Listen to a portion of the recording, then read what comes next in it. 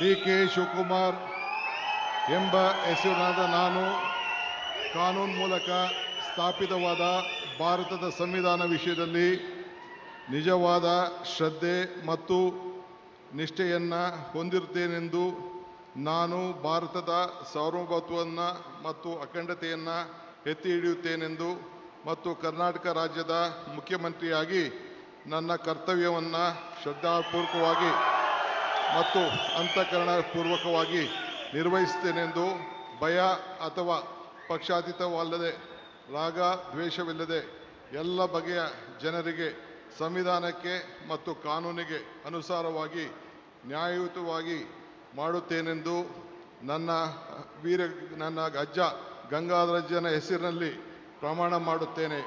ಶ್ರದ್ಧಾಪೂರ್ವಕವಾಗಿ ಪ್ರತಿಜ್ಞೆಯನ್ನು ಮಾಡುತ್ತೇನೆ. ಮಾನ್ಯ ಮುಖ್ಯಮಂತ್ರಿಗಳು ಈಗ ಪ್ರಮಾಣ ವಚನಕ್ಕೆ ಸಹಿ ಮಾಡಲಿದ್ದಾರೆ.